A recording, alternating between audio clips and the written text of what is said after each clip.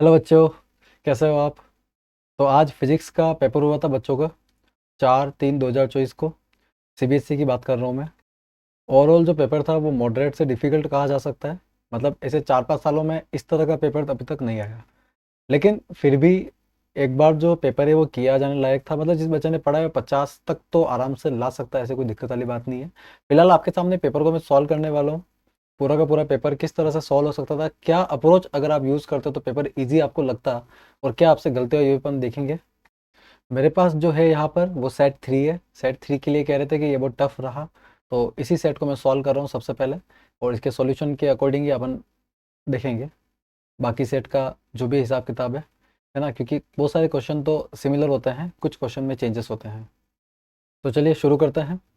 तो यहाँ पर सबसे पहला क्वेश्चन आपके सामने आ गया है।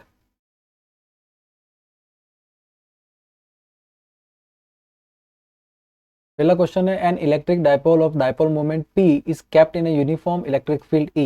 The amount of work done to rotate it from the position of stable equilibrium to that of unstable equilibrium will be. देखो ये एक रिपीटेड क्वेश्चन है, और ये क्वेश्चन PYQ से है, यानी कि प्रीवियस ईयर क्वेश्चन है। ये क्वेश्चन ऑलरेडी एग्जाम्स में आया हुआ है। इसके लिए जो अपन फॉर्मूला यूज़ करते हैं, वर्क डन का फॉर्मूला होता है PE cos θ1 माइनस कॉस θ2। हालांकि जिन बच्चों ने PYQ सॉल्व किया होगा उनको तो आंसर वैसे भी रट गया होगा। इसका आंसर 2PE है, ठीक है ना, यही इसका आंसर है। बाकी आप चाहो तो फॉर्मूले से भी निकाल सकते हो। PE होता है स्टेबल से अनस्टेबल पे लेके जा रहे हैं, तो आप इसको 0 डिग्री से 180 डिग्री पे लेके जा रहे हो, लिखा हुआ है स्टेबल से अनस्टेबल पे लेके जाएंगे, है ना। देखो इसमें 2PE या -2PE आपको कंफ्यूज कर सकता है, पर एक बात बताओ, आप स्टेबल से अनस्टेबल लेके जा रहे हो तो आपको वर्क करना पड़ेगा, आपको वर्क करना पड़ेगा, और आपको अगर वर्क करना पड़ रहा है डेट शुड बी पॉजिटिव, ये पॉजिटिव होना चाहिए। तो इसलिए आंसर जो है प्लस का 2PE आएगा। फॉर्मूले से भी आपको दिखा देता हूँ मैं, ये स्टेबल है और ये अनस्टेबल है। तो ये cos 0 degree minus cos 180 degree हो जाएगा, जहाँ पर कॉस 0 डिग्री आपका 1, ये आपका -1 हो जाएगा। सॉल्व करोगे तो आप ये आपको 2 मिल जाएगा, सिंपल। तो 2PE आपको आंसर में मिल जाएगा। ये क्वेश्चन नंबर फर्स्ट का सॉल्यूशन था। सॉल्यूशन मैं टेलीग्राम पे भी डाल दूंगा अगर किसी को ज़रूरत हो तो। मुझे लगता नहीं है कि 12th के किसी बच्चे को ज़रूरत होगी सॉल्यूशन की। बस किसी को अपने आंसर मैच करने होंगे तो वो यहाँ पर देख लेगा। क्वेश्चन नंबर सेकंड पे बढ़ता हूँ मैं। An infinite long straight wire having a charge density lambda is kept along y axis in xy plane। देखो xy प्लेन मानी कि सिंपल प्लेन की बात कर रहा है। वाई एक्सिस के ऊपर उसने क्या रखा हुआ है, लीनियर चार्ज डेंसिटी। ये आपने गाउस लॉ का जो डेरिवेशन किया था आपको याद होगा, एक चार्ज डेंसिटी थी लीनियर, ठीक है। और उससे आपने ऐसे किसी पर्टिकुलर आर डिस्टेंस पे आपने इलेक्ट्रिक फील्ड निकाला था। तो फॉर्मूला भी कईयों को याद होगा, E is equals to lambda upon 2πε0r, ये इसका फॉर्मूला था। लेकिन यहाँ पर क्वेश्चन थोड़ा अलग पूछा गया था। वो चेंजेस ये थे कि इसने कुलाम फोर्स पूछा है on a point charge Q at a point X, और डिस्टेंस जो है वो एक्स है। दो बातें आपको देखनी है। तो पहला तो फोर्स निकालना है, तो फोर्स का फॉर्मूला होता है क्यू ई। तो इसको मैं q into lambda upon 2πε0, r की जगह मैं एक्स लिख देता हूँ, क्योंकि यहाँ पर जो हमको डिस्टेंस बोली गई है वो एक्स है। और देखो ये वाई एक्सिस पे ही होता है, जब डेरिवेशन किया गया तब भी वाई एक्सिस पे ही था, है ना। और जो अपन डिस्टेंस निकाल रहे हो परपेंडिकुलर यानी कि एक्स एक्सिस पे ही निकाली जा रही है, कोई दिक्कत वाली बात नहीं है। तो 2πε0x। फिर यहाँ पे अगर अपन ऑप्शन को देखेंगे तो चार ऑप्शन है, अट्रैक्टिव, दो अट्रैक्टिव है, दो रिपल्सिव रिपल्सिव है, और जो सॉल्यूशन है वो क्यू लैम्बडा अपॉन 2πε0x दे रखा है। तो क्यू लैम्बडा अपॉन 2πε0x ही आएगा। अब यहाँ पर ये अट्रैक्टिव होगा या रिपल्सिव, ये आपको देखना पड़ेगा, क्योंकि ए और बी दोनों ही ऑप्शन में आ रहे हैं। तो यहाँ पर कहीं मेंशन नहीं है कि चार्ज का नेचर क्या है, पॉजिटिव है या नेगेटिव, ऐसा कुछ मेंशन नहीं। पर अगर हम सिंबल्स की बात करें तो इसने लैम्बडा दिया है, आगे कोई साइन नहीं लगाया, तो हमको इसको बाय डिफ़ॉल्ट पॉजिटिव मानना पड़ेगा। इसके अलावा इसने जो चार्ज क्यू की बात करी है उसका भी कोई सिंबल उसने नहीं लगाया, तो बाय डिफ़ॉल्ट अगर आप इसको पॉजिटिव मानते हो, और दोनों अगर पॉजिटिव है, तो उनके बीच में रिपल्शन होगा। इसका मतलब आंसर रिपल्शन में चला जाएगा, और ऑप्शन बी आपका क्या हो जाएगा, इसमें करेक्ट हो जाएगा। फिर हम थर्ड क्वेश्चन की तरफ बढ़ेंगे। The phase difference between electric field and magnetic field in electromagnetic wave propagating along Z axis. Z axis पे एक वेव है, तो उसका फेज डिफरेंस कितना होगा, सभी को क्लियर होना चाहिए, जीरो होता है फेज डिफरेंस। इलेक्ट्रिक और मैग्नेटिक फील्ड के बीच में कोई फेज डिफरेंस नहीं होता है। In Balmer series of hydrogen atom, as the wavelength of spectral line decreases they appear. तो बार्मर सीरीज के अंदर जो स्पेक्ट्रल लाइन्स होती है ठीक है। वो उसमें ये बोल रहा है कि जब उसकी वेवलेंथ डिक्रीज होती है तो वो कैसी अपीयर होती है। तो मैं आपको एक बात क्लियर कर दूं, जब वेवलेंथ इसकी डिक्रीज होने लग जाती है तब क्या होता है, इनके बीच में जो गैप होता है वो काफ़ी कम हो जाता है, क्योंकि लाइंस जो होती है वो बहुत लंबे चौड़े ट्रांजिशन करती है, हाई इंटेंसिटी पे, बहुत हाई एक्साइटेशन पे ट्रांजिशन होता है।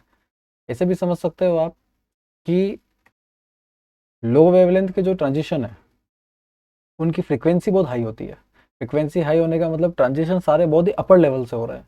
तो इसके ट्रांजिशन जो होते हैं बहुत, उनका मतलब बहुत पास पास के ट्रांजिशन होते हैं। तो इसमें जो क्लोज टुगेदर वाला जो ऑप्शन है वो आपका करेक्ट होगा, लेकिन यहाँ दो में क्लोज टुगेदर है। अब ये बोल रहा है कि stronger in intensity and weaker in intensity. तो देखो इंटेंसिटी जो होती है वो भी इसकी वीक होती है, इंटेंसिटी वीक होती है, बिल्कुल सही है, डी इसका करेक्ट क्वेश्चन होगा। क्योंकि इतने मतलब हाई ट्रांजिशन के ऊपर क्या होता है, बहुत कम ही हाइड्रोजन एटम होते हैं जो इतना हाई ट्रांजिशन कर सकते हैं। सारे हाइड्रोजन एटम इतना हाई ट्रांजिशन नहीं कर सकते हैं। तो इंटेंसिटी कम नजर आती है आपको, क्योंकि देखो सारे नहीं करेंगे तो कम ही आएगी इंटेंसिटी। तो इंटेंसिटी आपको कम नजर आती है। आगे बढ़ते हैं अपन, एक मिनट, ये तो साथ में चल रहा है। चलो ये लास्ट क्वेश्चन देख लेते हैं। द क्वेश्चन नंबर 5 पे आ जाते हैं अपन। Two long straight parallel current conductors A and B kept at a distance r carry current I in opposite direction. A third identical conductor C kept at a distance r by 3 from A carry current I1 in the same direction as in A. The net magnetic force on unit length of C is। कुछ question पढ़ने में बहुत लेंदी और time consuming है, मतलब overall paper के लिए भी अगर मैं बोलूँगा तो मैं बोलूँगा कि पेपर टाइम कंज्यूमिंग है। इसमें कोई ऐसे कहने की बात नहीं कि पेपर बहुत इजी था कि इजीली फटाफट हो जाएगा, टाइम कंज्यूमिंग पेपर है। तो चलो इस क्वेश्चन को सॉल्व कर देते हैं एक बार। यहीं पे थोड़ी जगह देखिए अपन इसको, क्वेश्चन नंबर है आपका 5। तो ये बोल रहा है कि दो तार मतलब वायर्स है, लॉन्ग स्ट्रेट वायर्स इस तरह से, और इनके बीच का जो डिस्टेंस है वो आर है। फिर उसके बाद में एक तीसरा आपने आइडेंटिकल कंडक्टर, मतलब वैसे ही कंडक्टर रखा है, ठीक है, इसको अपन सी नाम दिया है। तो इसमें दो तार है, एक को ए नाम दे देते हैं अपन, एक को बी नाम दे देते हैं, और दोनों में जो करंट है वो अपोजिट डायरेक्शन में है। इसका ऊपर मान लेते हैं तो उसका क्या हो जाएगा, नीचे। तो तीसरा आपने वाई आर बीच में रखा है, उसके लिए इसने बोला है कि आर बाय 3 डिस्टेंस पर रखा है फ्रॉम ए जिसको हमने माना है उससे आर बाय ये 3 डिस्टेंस हो जाएगी।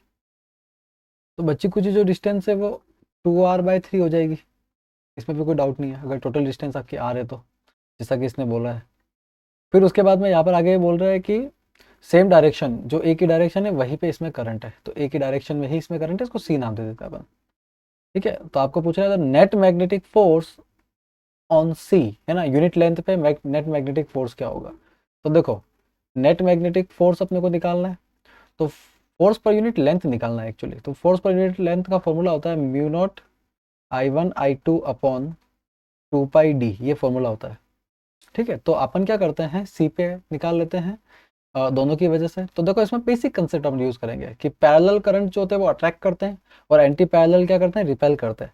तो ए और सी में पैरेलल करंट है, तो ए और सी के बीच में क्या होगा, अट्रैक्शन हो जाएगा। इसके अलावा बी और सी की अगर मैं बात करूं तो ये एंटी पैरेलल है, तो ये रिपेल करेंगे। यानी देखो बी अगर सी को रिपेल करेगा तो भी सी जाएगा तो इधर ही, यानी कि एक आंसर तो तय है कि ये जाएगा ए की तरफ। तो इसमें दो ऑप्शन थे, टुवार्ड्स ए के, तो ये दोनों में से एक ऑप्शन तो आपका करेक्ट हो जाएगा। ठीक है, तो दो ऑप्शन तो आपके वैसे ही कट गए, टुवार्ड बी वाले। अब अपन देख लेते हैं कि इसका आंसर क्या आएगा। तो 3 म्यू नॉट I1 या फिर 4, नीचे 4 और इसके फर्क है, यानी सॉल्व तो करना पड़ेगा। अगर बड़ा डिफरेंस होता है तो सॉल्व नहीं करना पड़ता, पर बड़ा डिफरेंस हो तो सॉल्व करना पड़ेगा। तो देखो इन दोनों के बीच में जो फोर्स होगा उसका फॉर्मूला होगा म्यू नॉट, है ना, म्यू नॉट। फॉर्मूला क्या है, मेन I1 I2, तो सिंपल, इसका करंट I है और इसका I1 है और इसका भी I है। तो म्यू नॉट I1 अपॉन 2 पाई, जो बीच की डिस्टेंस है वो r/3 है। ठीक है, प्लस, मैं डायरेक्ट प्लस कर रहा हूँ। प्लस क्यों कर रहा हूँ, क्योंकि देखो जो फोर्स है वो ए से सी पर जो है वो इस तरफ है आपका, और बी से सी का जो है वो भी इस तरफ है, दोनों एक ही डायरेक्शन में, तो प्लस कर दो आप इसको।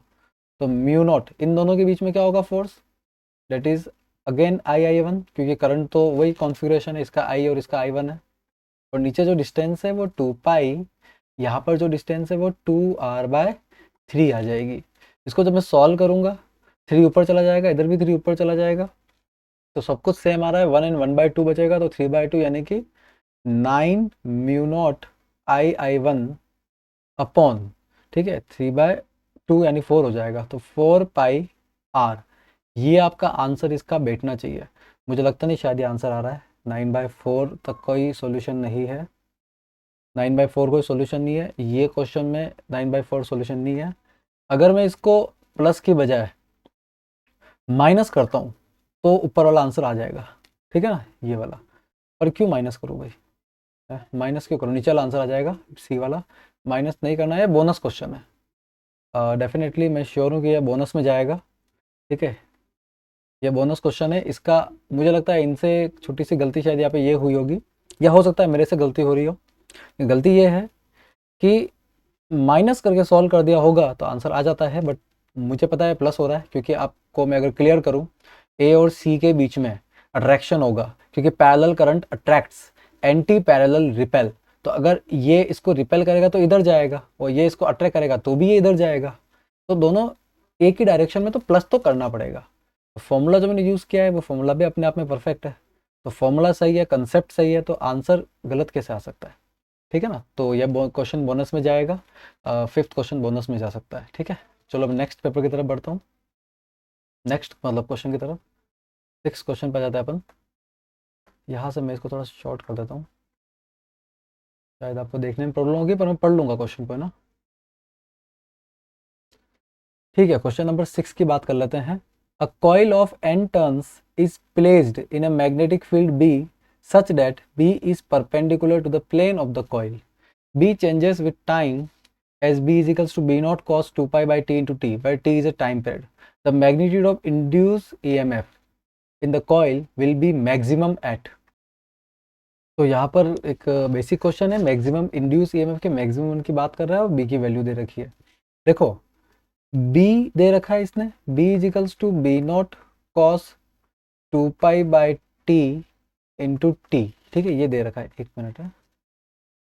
तो यहाँ से अपन ये तो पता कर सकते हैं कि बी मैक्सिमम कब होगा, लेकिन हमको बी से मतलब नहीं, हमको ई से मतलब है। तो देखो ई का जो फॉर्मूला होता है वो तो सभी को पता है कि N D phi by D T होता है। और मैं अब देखो, क्योंकि एमसीक्यू में ज़्यादा एक्सप्लेन नहीं करना चाहता, या भले मैं कर देता हूँ, पर मैं यहाँ पे इसको एक्सप्लेन नहीं करूँगा, मैं इसको अगले पेज पे एक्सप्लेन करता हूँ, क्योंकि लंबा चौड़ा एक्सप्लेनेशन है, छोटा होता तो मैं ये कर लेता। देखो ई का जो फॉर्मूला होता है minus n D phi by D T होता है, ठीक है। तो यहाँ पर क्या करेंगे अपन, minus n d by D t, phi की जगह अपन बी इंटू ए रखते हैं। और इसने स्टार्टिंग में बोला है कि एंगल दोनों के बीच में क्या है, 90 डिग्री है, मतलब परपेंडिकुलर रखा हुआ है, तो 0 डिग्री का एंगल बैठ जाएगा, ठीक है ना। तो बी ए कॉस 0 हो जाएगा, उसको छोड़ दो भले ही आप, बी ए कॉस 0 डिग्री लिख देता हूँ मैं आपके लिए, उससे कोई मैटर नहीं करता। तो माइनस एन बी नहीं, एन ए बाहर आ जाएगा, डी बाई डी टी के अंदर बचेगा बी, क्योंकि बी चेंज हो रहा है। तो minus n a d by D t, b कितना है आपका, b not cos 2 pi by T into t, तो b not cos 2 pi by T into t. देखो क्वेश्चन मुझे तो देखते समझ में आ गया क्या कहना चाह रहा है, पर फिर भी आपके लिए मैं सॉल्व कर देता हूँ। एन ए इसको डिफ्रेंशिएट करेंगे अपन, तो देखो बी नॉट तो बाहर आ जाएगा, 2 पाई बाई टी का डिफ्रेंशिएशन 2 पाई बाई टी आएगा, और कॉस का जो डिफ्रेंशिएशन है वो माइनस साइन हो जाएगा आपका, तो minus sine 2 pi by T into T. यहाँ तक कोई दिक्कत नहीं है, माइनस माइनस प्लस हो जाएगा, सब कुछ ऑल इज ओके। प्लस का N A B not 2 pi by T sine 2 pi by T into T. अब ये सब एक्चुअली किसी काम का नहीं है, क्वेश्चन में देखते ही समझ में आ गया था कि ई निकालना है, तो मतलब बी का डिफ्रेंशिएशन होगा, अगर डिफ्रेंशिएशन होगा तो बी नोट से मतलब नहीं है, कॉस का डिफ्रेंशिएशन होगा, साइन में चला जाएगा, और साइन में जाने से भी मतलब नहीं है, मतलब इस बात से कि ये अपनी मैक्सिमम वैल्यू कब लेगा, क्योंकि क्वेश्चन में साफ साफ पूछा था कि magnitude of EMF induce in the coil will be maximum at, वो मैक्सिमम कब होगा ये पूछा था। तो मैक्सिमम वैल्यू कब लेगा, तो मैक्सिमम वैल्यू तब लेगा जब साइन अपनी मैक्सिमम वैल्यू पे होगा। तो साइन की मैक्सिमम वैल्यू क्या होती है, देखो सॉल्यूशन पढ़ाता हूँ मैं आपका, सीधा सॉल्यूशन लिख रहा हूँ मैं, sine 2 pi by T into T, sine की मैक्सिमम वैल्यू क्या होती है, 1 होती है, और वो कब आती है, जब साइन आपका, मैं लिख देता हूँ, वो 1 होती है, और कब आती है, जब आपका साइन 90 डिग्री होता है, यानी कि पाई बाई 2 होता है। तो साइन से साइन को हटा दो, यहाँ पे पाई बाई टू बराबर हो जाएगा, पाई से पाई आपका कटेगा, तो टी इजिकल्स टू आपको मिल जाएगा टी बाई फोर। तो देखो टी बाई फोर कोई ऑप्शन में है, तो b is the correct option.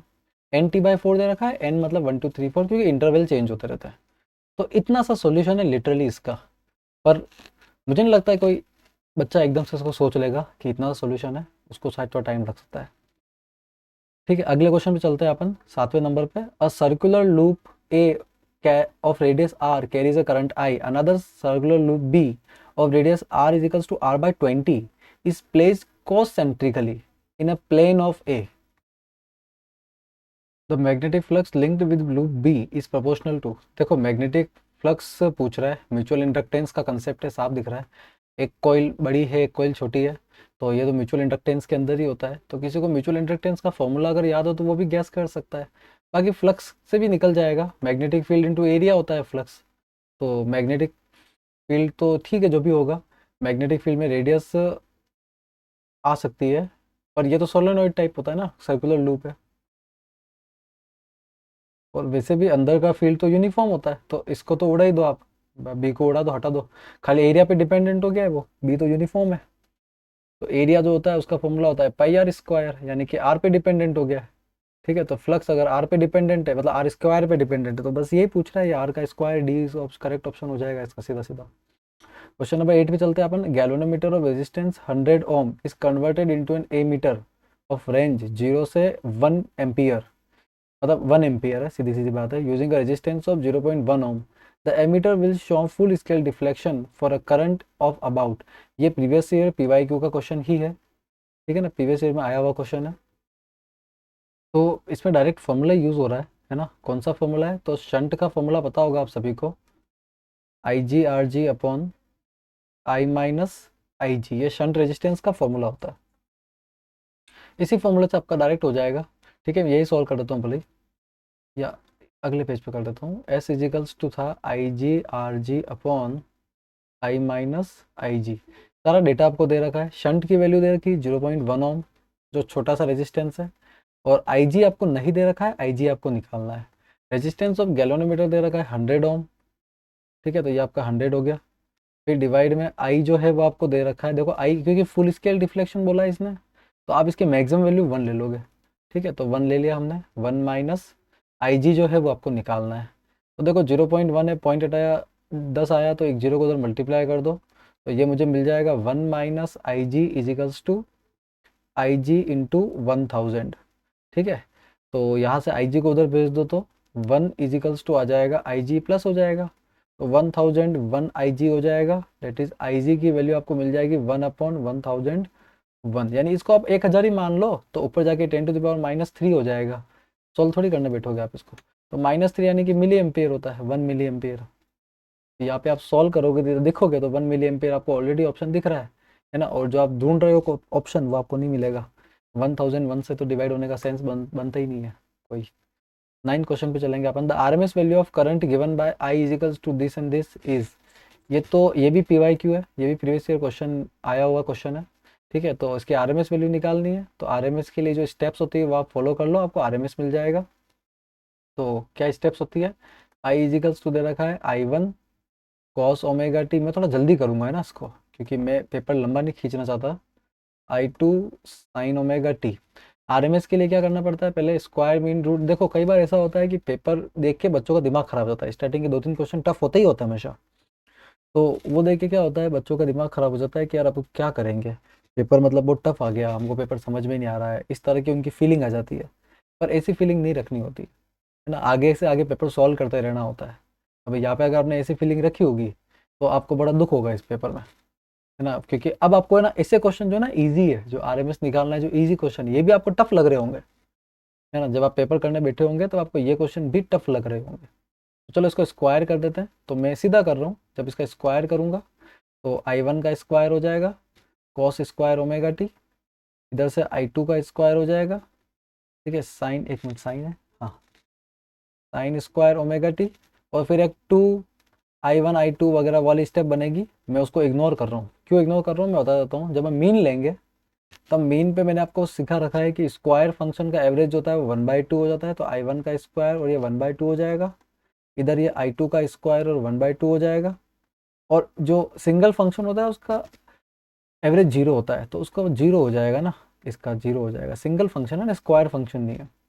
तो ये स्क्वायर हो गया, और लास्ट में रूट लगाना होता है तो रूट पूरे पे लगा दो, ठीक है। तो आप ऐसे लिख सकते हो इसको 1/√2, और यहाँ भी पूरे पे रूट लग रहा है, I1 का स्क्वायर प्लस I2 का स्क्वायर। तो देखो ऐसा कोई ऑप्शन अगर आपको दिखे तो 1/√2 I1 का स्क्वायर प्लस I2 का square, that is the c option is the correct option. Next question पे चलते हैं अपन। The quantum nature of light explain the observation of photoelectric effect as there is a minimum frequency of incident radiation below which no electrons are emitted, Sai line है, ठीक है। The maximum kinetic energy of photo electrons depends only on the frequency of incident radiations. तो B वाली जो है ना उसमें थोड़ा सा डाउट है, क्योंकि ये वर्क फंक्शन पे भी डिपेंड करता है। मैक्सिमम काइनेटिक एनर्जी का फॉर्मूला आपको पता होगा, उसमें वर्क फंक्शन भी आता है। When the metal surface is illuminated, electrons are ejected from the surface after some time. No, process instant होता है, ठीक है ना, तुरंत होता है। The photoelectric current is independent of the intensity of incident radiation. ये तो कुछ ज़्यादा ही हार पार हो गया, ठीक है। ए इज द करेक्ट ऑप्शन, ये आपका ऑलरेडी करेक्ट है, मैंने ऑलरेडी मार्क कर दिया था। तो आई होप 10 MCQ आपके क्लियर हो गए होंगे। 10, एक मिनट, 11th का गया, इसको मैं थोड़ा सही कर देता हूँ।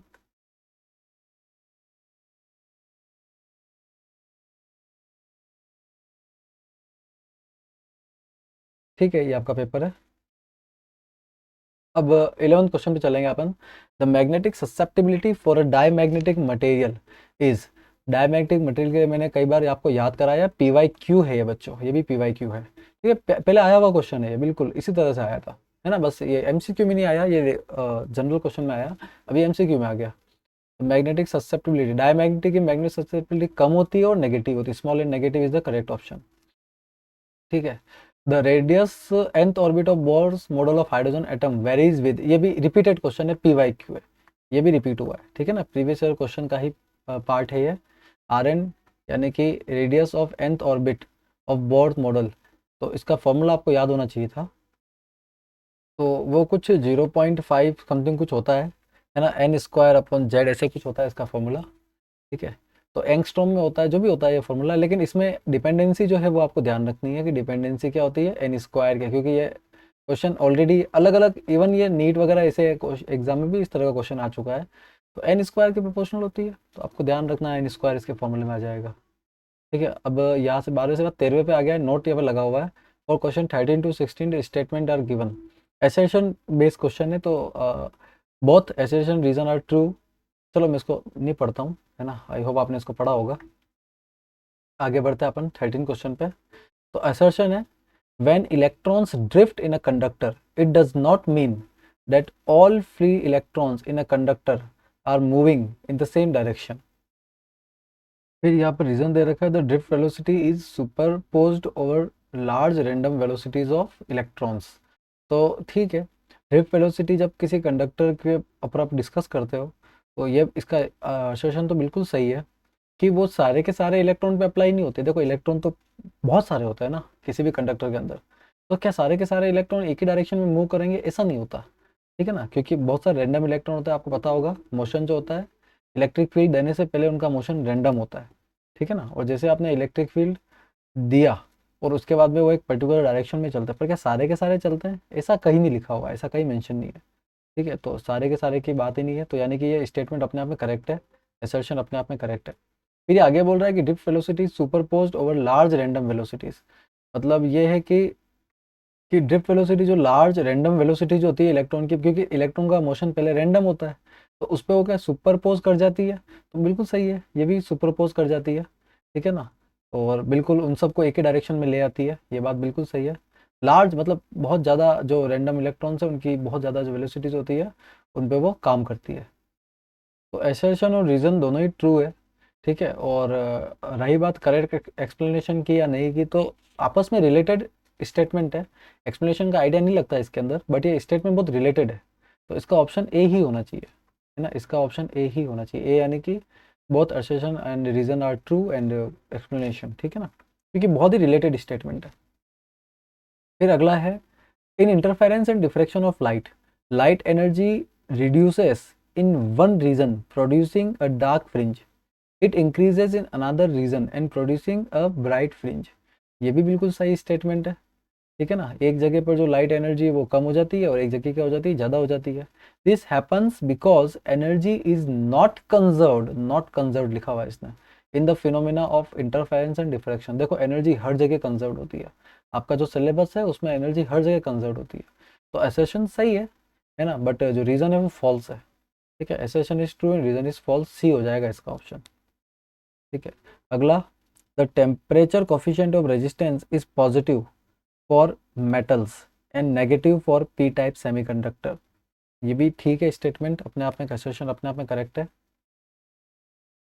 कि बिल्कुल सही बात है। टेम्परेचर कोफिशिएंट जो होता है वो नेगेटिव मतलब पॉजिटिव होता है मेटल के लिए और नेगेटिव होता है सेमीकंडक्टर्स के लिए, चाहे वो पी हो या एन हो। रीजन दे रखा है the charge carriers in metals are negatively charged where is the majority charge carriers in P type semiconductors are positive.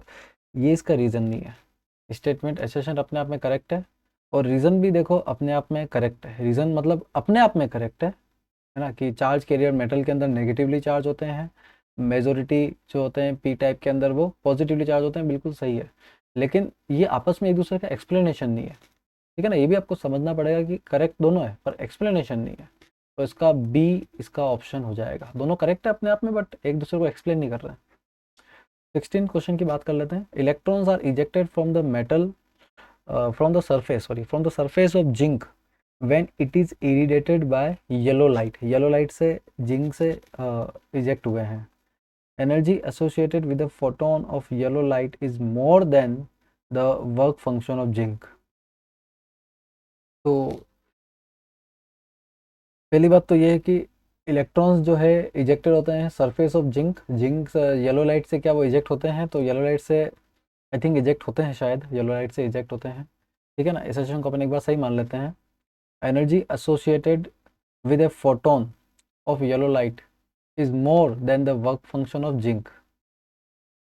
तो अगर इसको आप सही मानते हो तो एनर्जी एसोसिएटेड, देखो येलो लाइट से जाहिर सी बात है, बेसिक फैक्ट है कि अगर किसी फोटोन की एनर्जी वर्क फंक्शन से ज़्यादा होगी तो ही वो क्या कर सकता है, इलेक्ट्रॉन को इजेक्ट कर सकता है, ठीक है ना। तो मतलब इलेक्ट्रॉन्स अगर इजेक्ट हो रहे हैं येलो लाइट से तो तब भी होंगे जब येलो लाइट की जो फोटोन की जो एनर्जी है, ठीक है, वो ज़्यादा होगी वर्क फंक्शन ऑफ जिंक से, यानी कि इसका रीज़न भी अपने आप में क्या हो जाता है, करेक्ट हो जाता है, ठीक है ना। तो और इसका ट्रू स्टेटमेंट भी होता है, तो ये अपने ए वाले पार्ट में चला जाएगा, ठीक है, ए वाले पार्ट में। अब देखो इसमें एक बात है कि दोनों तो फॉल्स नहीं है, मैं आपको एक बात क्लियर समझा देता हूँ कि दोनों फॉल्स नहीं है। फर्स्ट वाला जो ऑप्शन है वो डाउटफुल हो सकता है, डाउटफुल इन द सेंस कि यार नहीं पता कि येलो से निकलती कि नहीं निकलती, पर एसेशन के फॉल्स होने का यहाँ पे कोई होता ही नहीं है ना, कोई पॉइंट ही नहीं होता।